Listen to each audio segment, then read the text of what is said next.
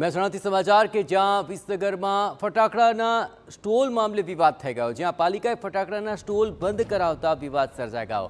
નાના વેપારીના ફટાકડાના સ્ટોલ જ બંધ કરાયાનો આક્ષેપ થઈ રહ્યો છે। આપણે જણાવીએ કે અહીં નિયત રકમ ચૂકવી છતાં સ્ટોલ બંધ કરાવ્યાનો આક્ષેપ ઉઠ્યો છે। કોર્પોરેટરો અને મોટા વેપારીની દુકાનો બંધ ન કરાવી વેપારી ટાણે આ તબક્કે ફરિયાદ કરી રહ્યા છે કે તહેવાર સમયે જ ધંધા રોજગાર બંધ થતાં હાલ તેઓ નારાજ છે અને વેપારીઓ તેને કારણે આક્રોશ પણ વ્યક્ત કરી રહ્યા છે। કાર્યવાહીમાં ભેદભાવ રાખ્યાનો વિસનગર પાલિકા પર આરોપ લગાવાયો। પૈસા લઈને આ ધંધો ચાલુ કર્યો છે। અત્યારે 1.5-2 લાખનો માલ લાવ્યો છે અને 2% 3% વ્યાજે લાવેલા છીએ, તો બધોનો સ્ટોલ બંધ કરે તો અમારો સ્ટોલ બંધ કરાવજો, એમનો સ્ટોલ બંધ કરાવવો જોઈએ અને અમારા સાથે ઇરાય રહેવા જોઈએ એવી મારી વિનંતી।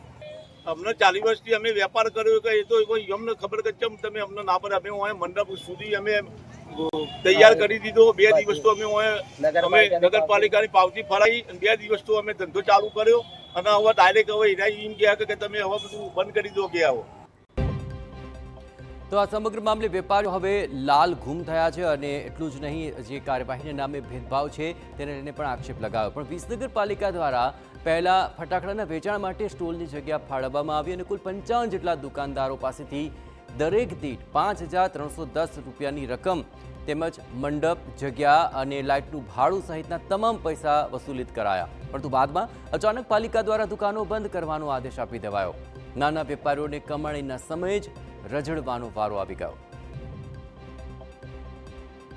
મોટા વેપારીઓની દુકાનો હજુ બી ચાલુ છે, એમનો કોઈ મંડપ બી નથી ઉખાડવામાં આવ્યો। હવે અમારો માલ અહીંયા પડ્યો છે, ખુલ્લો પડ્યો છે, કદાચ કોઈ જાનહાનિ થાય બરાબર તો એ બધી જવાબદારી સત્તાધીશ અધિકારીની રહેશે અને આ ભેદભાવ વાળી નીતિ કેમ કરવામાં આવી એનો અમારો જવાબ જોઈએ। એ બધા કોર્પોરેટરો, ચાલુ કોર્પોરેટરો, પૂર્વ કોર્પોરેટરો, આમાં રાજકારણ ચાલી રહ્યું છે કે શું ચાલી રહ્યું છે એનો અમારે જવાબ જોઈએ। અમે ગરીબ માણસો કંઈ બોલી શકતા નથી તો અમારી દુકાનો જ કેમ બંધ થઈ જાય?